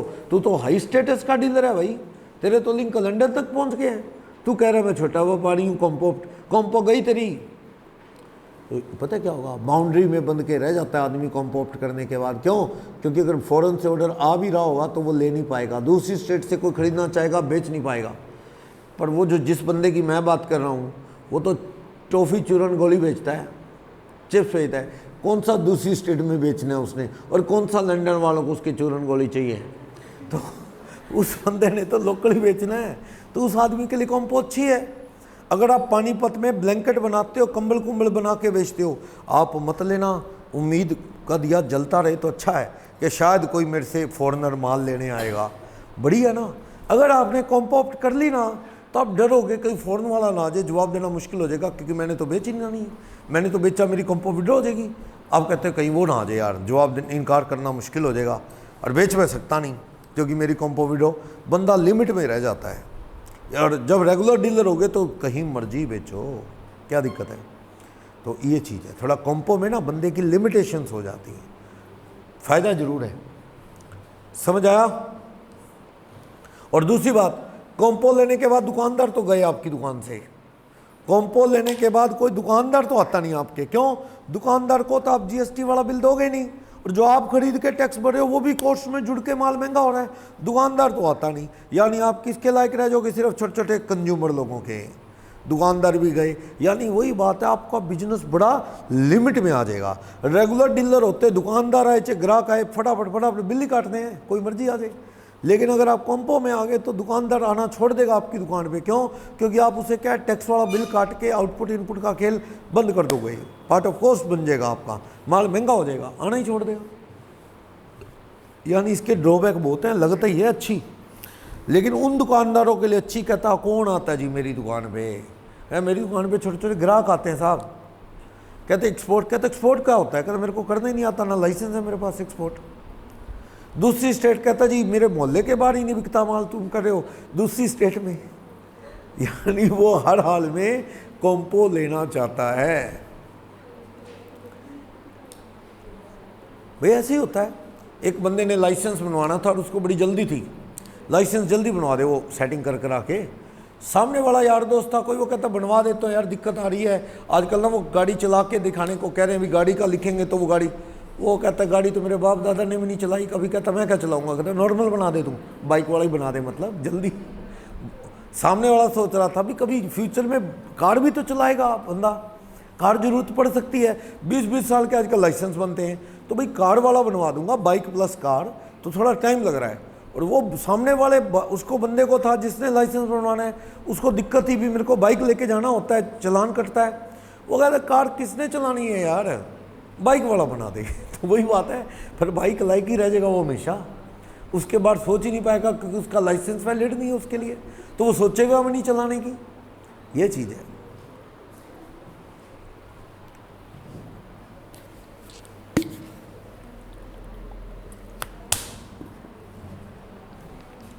कॉम्पोजिशन का सेक्शन है 10.1, याद रखना। कौन सा सेक्शन है कॉम्पो का? 10.1। 10.2 क्या बताएगा? कंडीशंस। कॉम्पो बने रहने के लिए क्या शर्तें जरूरी हैं? शर्तें यही हैं कि एक्सपोर्ट नहीं करना, इंटर स्टेट सेल नहीं करना, आइसक्रीम भी नहीं बेचनी, पान मसाला नहीं बेचना, ये चीज़ों पे रोक है। आइसक्रीम पान मसाला, आइसक्रीम पान मसाला पे रोक है।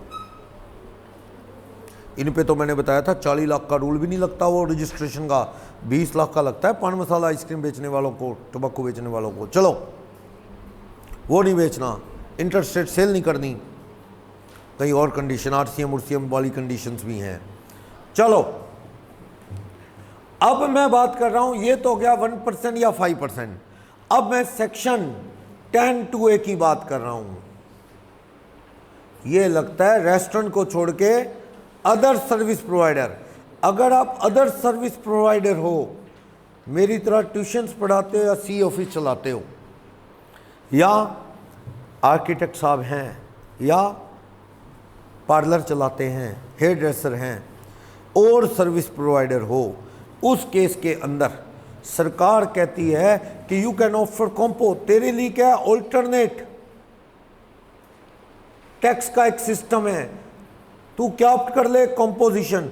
अगर तेरी टर्नओवर सर्विस की 50 लाख पर annum से कम है, तो बीते साल 50 लाख से नीचे है कि तू कहता हाँ सर 50 कहाँ पे, 20 ही नहीं, 20 तो पार होता है, क्योंकि 20 नहीं पार होता तो फिर रजिस्ट्रेशन की ज़रूरत नहीं, कॉम्पो की भी क्या ज़रूरत है। सुन लो, कॉम्पो वही लेगा जो 20 से ऊपर हो, दुकानदार जिसकी 40 लाख से ऊपर हो। अगर एक दुकानदार है बड़ा परेशान है, कहता भाई साहब कॉम्पो लूँ, हमने कहा परेशान क्यों है, क्या वैसे ही मैंने सुना यार ये रेगुलर वाले रूल ना अजीब हैं, कहता कॉम्पो ले लेता हूँ।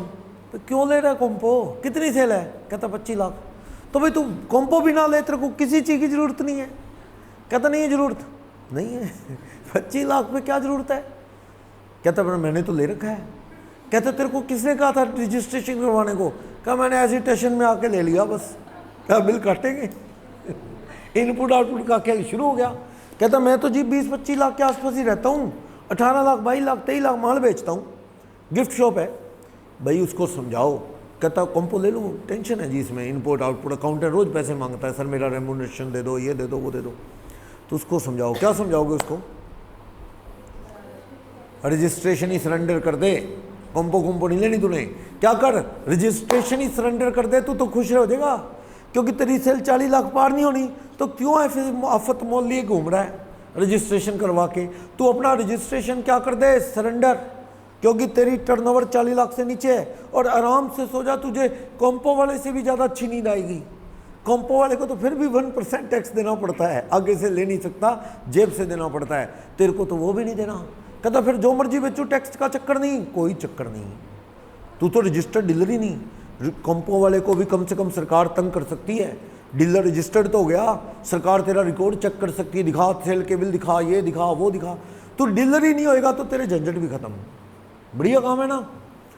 ये तो कॉम्पो वो ऑप्ट करेगा जिसकी सर्विस 20 लाख से ऊपर या सामान की सेल 40 लाख से ऊपर नॉर्मल स्टेट में है, तो वो कॉम्पो ऑप्ट करेगा, कॉम्पो ऑप्ट कर ले। सर्विस प्रोवाइडर कब कॉम्पो ऑप्ट करेगा रेस्ट ऑफ इंडिया में, जब 20 लाख से ऊपर की सर्विस हो, पर खबरदार 50 से ऊपर है तो कॉम्पो तेरे लिए नहीं बनी। एक सी आया, अच्छी सर्विस दे, सी छोड़ो, सी को तो पता ही है क्या हो सकता है क्या नहीं हो सकता। मान लो एक ये आया, कोई हेयर ड्रेसर आया, हेयर ड्रेसर कटिंग वटिंग करता है ना, वो आया, उससे वो कहता है जी मुझे कॉम्पो के बारे में पूछना है, सुना है कोई कॉम्पोजिशन स्कीम होती है। आपने पूछा तेरी पिछले साल टर्नओवर कितनी है, या ये जो चल रहा है साल इसमें टर्नओवर कितनी है, मार्च में आया वैसे वो, कहता जी हो ही गई अब तक लगभग 65-70 लाख रुपए की तो रिसीट्स टर्नओवर, रहने दे, तेरे लिए कॉम्पो नहीं बनी है, क्योंकि तू 50 लाख से ऊपर वाला है, तेरे लिए कॉम्पो नहीं है। दूसरा सवाल, आपने अगर वो ऐसे आंसर दे, कहता है कोई 4-5 लाख रुपए, आपने कहा महीने की नहीं पूछ रहा, साल की, कहता हाँ साल की यही बचता है साहब 4-5 लाख रुपए। कहता तो डीलर है, कहता हाँ डीलर हूँ, मेरी दुकान के बाहर लिखा भी है, GST नंबर लिखा है, कहता मेरे। भाई तू बिल, कहता जी मेरे को पता नहीं था, सामने वाले ने कहा और मैंने उससे पूछा भी ये तूने रजिस्ट्रेशन लिया क्यों, ये तो मुसीबत ले रखी है, तू 20 लाख तक वैसे ही माफ था। तो उसने सारी कहानी सुनाई। कहता जी मैंने ना अपनी ये नाई वाली दुकान है हेयर ड्रेसर वाली, ये किसी जगह ना मैंने किसी बड़े ऑफिस में किसी फैक्ट्री में लगाई थी, और फैक्ट्री वालों का कहना था कि हमारी फैक्ट्री में आप रजिस्टर्ड करवाओ, ऐसा होता है कई जगह। अभी एक बंदा आया, कहता जी मैं छोटी मोटी कंटीन ढाबा चलाता हूँ ओडा में, ओडा ढाबा चलाता हूँ, छोटी मोटी कंटीन चलाता हूँ। कहता जी GST नंबर लेना है। मैं कहा क्यों मुसीबत ले रहा भाई, ढाबे वाले कौन सा पक्के बिल लेते हैं ग्राहक, कौन पूछता है पक्के पुक्के बिल का, ढाबे डुबे पे चलता है, रेस्टोरेंट में तो फिर भी रेड हो जाए और हो जाए भी बिल नहीं काट रहा, और वैसे भी 20 लाख रुपए बहुत होता है, साल महीने की 2 लाख रुपए टर्नओवर ढाबे में। मैंने क्यों मुसीबत ले रहा है भैया, खेल शुरू हो जाएगा 5% GST वाला ढाबे पे।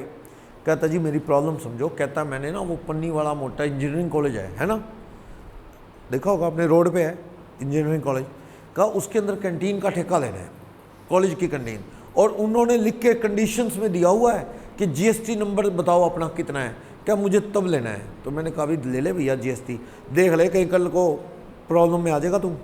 कैंटीन का ठेका ले लिया, GST नंबर लेने के बाद तो खेल शुरू है, इनपुट आउटपुट वाला शुरू हो जाएगा ना।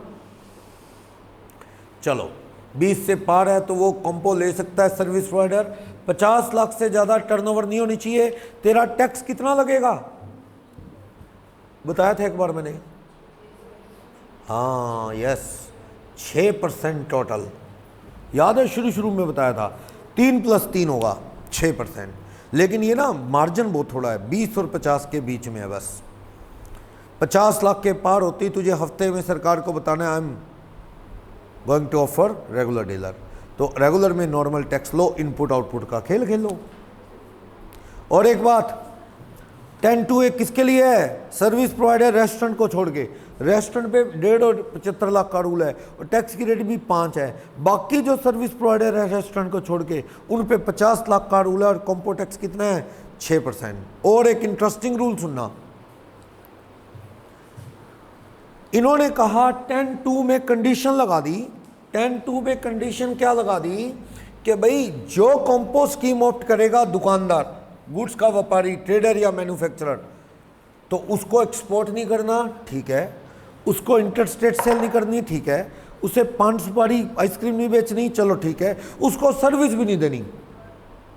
अगर तूने गुड्स के साथ सर्विस दे दी तो भैया तेरे लिए कॉम्पो नहीं है। गुड्स बेच बस, साथ में सर्विस भी देता कर, हाँ क्या रहने दे, फिर कॉम्पो नहीं मिलती। इसका बड़ा नुकसान हुआ, लोगों में हाहाकार ही मच गया। किन लोगों में? टेंशन। क्यों हुआ ऐसा? उन लोगों के लिए बड़ी मुसीबत होगी जो बेचते तो नॉर्मली माल है पर साथ में थोड़ी बहुत सर्विस देना मजबूरी है। फॉर एग्जांपल, आप गाड़ियां और गाड़ियों के स्पेयर पार्ट्स बेचते हो, गाड़ियां बेचते हो, लेकिन वही गाड़ी जब आ जाती है तो ना नहीं की जाती, आपको थोड़ी बहुत ठीक ठाक भी करके देनी पड़ती है। अब वो थोड़ी बहुत ठीक ठाक करके देनी पड़ती है तो वो क्या प्रोवाइड कर रहे हो? सर्विस। और सर्विस प्रोवाइड करते ही 10(2) कहता है तू कॉम्पो से बाहर हो जा, तो उनके लिए बड़ी टेंशन खड़ी होगी। एसी बेचता है बंदा, दुकानदार धड़ाधड़ खूब एसी बेचता है, लेकिन कभी कभार किसी के थोड़ा बहुत दिक्कत आ गई तो एसी बेचना भी पड़ता है। लड़का भी देख क्या भैया, वो उनका फ़ोन आया, कूलिंग नहीं हो रही, तो कहने नींद नहीं आ रही, 2 घंटे हो गए, तू जाके एसी देख उनका। ऐसे ही होता है। बंदे को ना एक लिमिट तक फैसिलिटी होनी चाहिए। एक लिमिट से ज़्यादा फैसिलिटी हो जाए ना बंदा ख़राब ही हो जाता है। एक लिमिट तक होनी चाहिए। अभी थोड़े दिन पहले की बात है, मैं कुछ टाइम पहले की बात है, बरनाला गया, मेरे चाचा जी हैं, तो उनके घर में रुका, तो कोई ना प्रॉब्लम होगी, लाइट चलेगी खंबे से या कोई दिक्कत होगी तार की। रात 1 बजे की बात, जनरेटर था, जनरेटर चला लिया, चलो जनरेटर में कोई दिक्कत आ गई, जनरेटर नहीं चला। थोड़े 2-4 दिन पहले हमारी भी दिक्कत आ रही थी, इधर जनरेटर भी नहीं चला, उधर लाइट भी 2-3 घंटे चलेगी, सब बंद हो गया। अब करें क्या? तीसरा तो ऑप्शन अब कौन रखता है? जनरेटर बाई चांस ख़राब हो गया, चलो छुट्टी कर दी, क्या करें। तो उनके जनरेटर ख़राब हो गया, हम लोग गए हुए थे, और वो तो हम लोग सोए रहे क्या है, आ जाएगी लाइट, देखी जाएगी, और क्या है, इन्वर्टर चल रहा था थोड़ा बहुत। और वो गर्मी में घूमते फिरे सारे, पता लग रहा था हमें भी ये घूमते फिरे, अभी लाइट नहीं आ रही, जनरेटर आवाज़ें आ रही हैं, ऐसे थे। उन्होंने एक्सियन को फ़ोन मार, उनकी जान तन अच्छी थी, वो उनका काम ही ट्रांसफार्मर बेचने का है। एक्सियन को, एससी को उनके लिंक थे, उसको वो वहाँ सारे इकट्ठे कर दिए उन्होंने। रात को 1-1:30 बजे वो उनकी गली में घूमते फिरे, एक्सियन खंबे पे चढ़ा दिए बंदे, रात को 1:30 बजे। वो पता नहीं क्या कुछ किया, घंटे बाद लाइट आई। मैंने सोचा इतना ताम जाम करने की क्या जरूरत है, सो रो आ जाएगी तो ठीक, नहीं आएगी तो ठीक। वही बात है, वो कहे ना ऐसे कैसे सोचेंगे हम, मतलब ऐसी आदत हो जाती है ना। कई पेरेंट्स लड़ रहे होते हैं, स्कूल की वैन आती है बच्चों की, लड़ रहे होते हैं, बच्चे जाके घर बताते हैं मम्मा आज एसी नहीं चल रहा था वैन में, तो वो लड़ते हैं उनसे, कहते भी एसी ठीक नहीं करवाते, बच्चे बेचारे गर्मी में आते हैं। थोड़ा बहुत बर्दाश्त करने की आदत डाल दो बच्चों को। हर जगह एसी, कहीं फिर बाहर भी ना निकल पाएंगे घर से, दिक्कत हो जाएगी। थोड़ी बहुत तो आदत होनी चाहिए गर्मी बर्दाश्त करने की, कभी करनी पड़ जाए। किसी मंदिर के बाहर लाइन में लगे हो, वहाँ कौन एसी ऊपर लगाएगा आके, तो थोड़ी आदत होनी चाहिए। बेहोश होकर गिरे होते हैं ऐसे लोग जगह जगह। हाँ, बर्दाश्त होता नहीं, फिर आदत पड़ जाती है शरीर को। चलो, क्या प्रॉब्लम भी आ गई कि आप एसी बेचते हो, साथ में थोड़ी बहुत तो देखो सर्विस देनी पड़ेगी। देखो पता होता क्या है, आजकल ना कस्टमर केयर टाइप वो सर्विस स्टेशन मतलब अलग खुल गए। जैसे आप फ़ोन लेते हो, सैमसंग केयर पे जाते हो, ओप्पो का फ़ोन लेते हो ओप्पो केयर पे जाओ, एप्पल का लेते हो तो उसके केयर पे, वो तो यहाँ है ही नहीं शायद, बाहर जाते हैं। चलो जहाँ भी वही भेज देता है ना दुकानदार, पर ग्राहक को ना तकलीफ होती है, कहते हैं यार इस तेरे से एसी खरीदें और तू हमें बार बार बता रहा है उस केयर पे जाओ, केयर पे जाओ। भैया एसी ख़राब है यार, वो सुनवाई नहीं कर रहे, उसका दिल दुखता है इस बात से कि भैया माल तो बेच देता है मेरे को, ये कह के ये बढ़िया वो बढ़िया है, और जब मेरे को कोई तकलीफ़ है मैं इसको आके कहता हूँ, ये सुनता नहीं, मेरे को कहता है वो सर्विस स्टेशन पे जाओ, और वो क्यों सुनेंगे, एसी तेरे से लिया है। फैक्ट है ये फैक्ट है। एक बार बंदा हमसे फॉर्म भरवा गया, कोई ऐसी पढ़ता नहीं था, फॉर्म भरवा गया, समाज सेवा, चलो बच्चों ने भर दिया, स्टाफ ने भर दिया। अब वो कई बार नहीं भी उनका मूड हो तो भी करना पड़े, कोई बंदा कोई एज्ड पर्सन आ गया, चलो फॉर्म भर दो, कोई बात नहीं, पढ़ता नहीं था बच्चा हमारे पास। थोड़े दिन बाद आ गए, कहती जी आपने फॉर्म भरा था, हमारी बुक्स नहीं आई, हमारा NRO नहीं आया, रो बोर जुमा रहे हैं आके। मैं ऊपर से क्या हो गया, वो कहते जी ऐसे ऐसे करके कह रहे हैं ऐसे ऐसे। मैंने कहा भाई साहब, मैंने मेरे को लगा, मैं कहा कौन सा बच्चा पढ़ता है आपका? वो कहे पढ़ता नहीं, पढ़ता कहीं और है। मैंने कहा फिर हमारी कोई टेंशन, हम कोई दुकानदार है क्या? पैसे लेके फॉर्म भर रहे हैं, जो आप हमें कह रहे हो ये नहीं आया वो नहीं आया, IC का नंबर है वहाँ फ़ोन पे बात करो। भगाया फिर उनको। एक तो तुम्हारा काम कर दिया, ऊपर से ये चीज़ कह रहे हैं भी क्योंकि आपसे फॉर्म भरवाया था इसलिए भाई इसमें गलत भर दिया क्या? फिर तो को चलो भाई गलत भर दिया, अब नहीं आया तो ICI से बात करो, हमको हमारे पे क्या रोब है? हो जाता है कई बार ऐसा।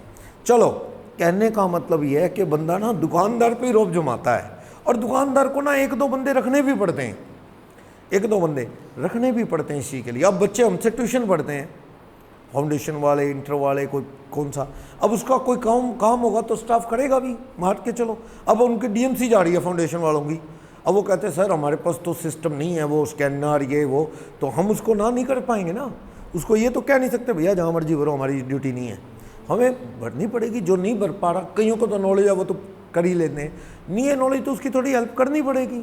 ये तो कैसे कहना थोड़ा अच्छा भी नहीं लगेगा। अगला कहता है यार पढ़ाते हैं, फीस ले लेते हैं, काम करने को कहते हैं, को करते नहीं है ना थोड़ा सा। तो वो चीज़ है, दुकानदार को थोड़ी बहुत सर्विस क्या है देनी पड़ जाती है। और आपने तो रूल बना दिया 10(2) में कि खबरदार थोड़ी भी सर्विस दी तो तेरे को कंपोनेंट नहीं मिलेगी। तो सरकार को ये प्रॉब्लम समझ में आई दुकानदार की। सरकार ने कहा, कहता है sale of preceding year, turnover of preceding year का 10% कर लो या 5 लाख।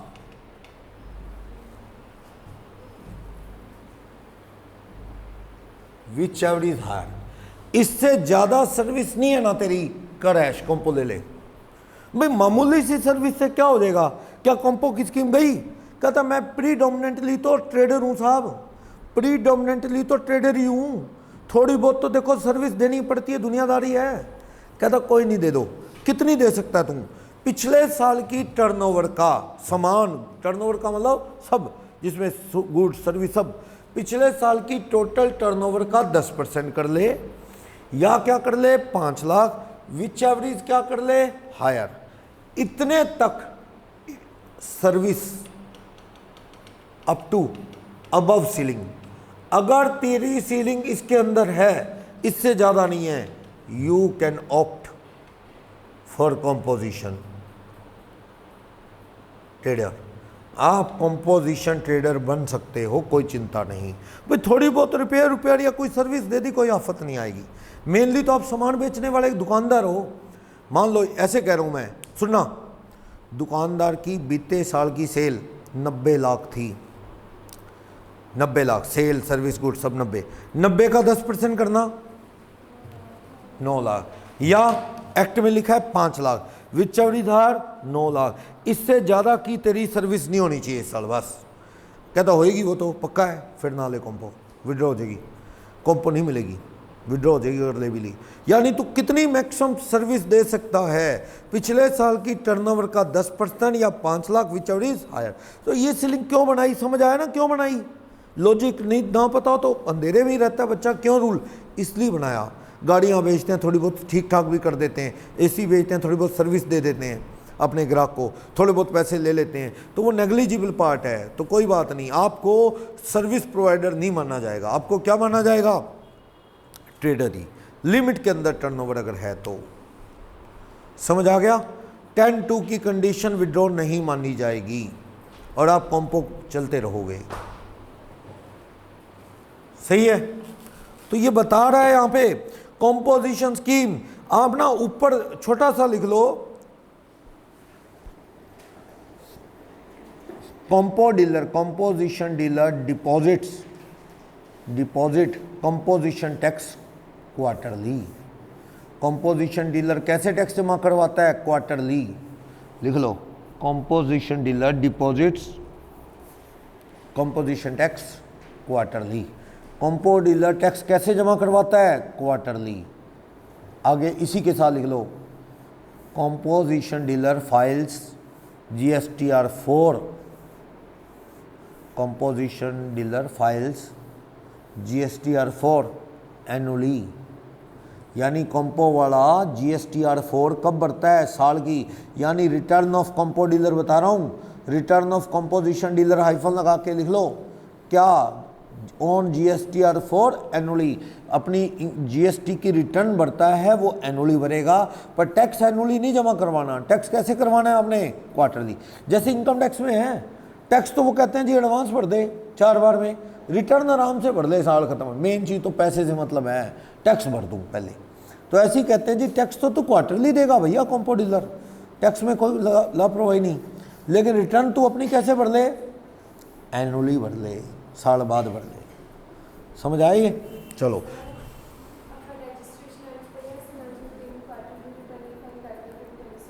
तीन क्वार्टरली नहीं, वो उस सेक्शन में यही लिखा है कि कैंसिल हो जाएगी, लेकिन प्रैक्टिकली यहाँ पे जो आज की डेट में चल रहा है वो यही चल रहा है, एनुअली। तो उससे कंक्लूजन ये निकलता है, अगर प्रैक्टिकल सिनेरियो में देखें तो क्या सही है? एक रिटर्न ना भरी तो समझो उसका रजिस्ट्रेशन क्या हो सकता है? रद्द। प्रैक्टिकली यही सही है। अगर आप रिटर्न का चैप्टर पढ़ोगे ना, बहुत सी चीज़ें आपको ऐसी भी एक्ट में लिखी पढ़नी पड़ेंगी जो प्रैक्टिकली चल नहीं रही। जैसे GSTR1 ठीक है, कहता जी GSTR1 जाएगी ना आपकी, तो जिसने आपसे ख़रीदा उनके पास एक फॉर्म 2A खुलेगा जिसमें वो देखेंगे कि हाँ इस बंदे ने हमारा टैक्स जमा करवा दिया। फिर वो लिखेगा, जो बेसिक थ्योरी थी वो तो ये थी कि मैंने 1 भरी, मैंने आप 10 लोगों को GST वो बेचा माल, मैंने सबका GSTR नंबर लिख के क्या भर दी? GSTR1 भर दी। आप लोगों के पास क्या खुलेगा? फॉर्म 2A, देखने के लिए कि हाँ हमारा नाम आ गया, सुमित ने टैक्स जमा करा दिया। मान लो दीक्षा को मैंने 6 सेल की, एक सेल फालतू दिख रही है दीक्षा के नाम से 7वीं, जबकि मैंने दीक्षा को बेचा नहीं, तो दीक्षा उसको क्या कर सकती हैं? रिजेक्ट, या एक और डाल सकती हैं। मान लो 5 दिख रही है, मैंने बेचा, इनको 6 सेल हैं, तो दीक्षा क्लेम कर सकती हैं कि एक और है, रेक्टिफिकेशन डाल सकती हैं ताकि टैक्स सही हो जाए। पर प्रैक्टिकली कुछ नहीं चल रहा है ऐसा। प्रैक्टिकली क्या चल रहा है? मैं 1 भरता हूँ, आपके क्रेडिट रिफ्लेक्ट हो जाता है। अगर कोई सही रिफ्लेक्ट नहीं हुआ, एक आधा रह गया, तो तरीका सिर्फ एक ही, आप मेरी जान खाओ, मेरे को तंग करो, सर आपने क्या है, एक गलत भर दी, मैं ही ठीक करूँगा तो आपको क्रेडिट मिलेगा। मतलब लॉ में ये लिखा है, अब वो प्रैक्टिकली चल नहीं रहा। लॉ में लिखा है GSTR3 भरेंगे 20 तारीख को, जबकि प्रैक्टिकली 3 चल नहीं रही, 3B चल रही है 22 और 24 को।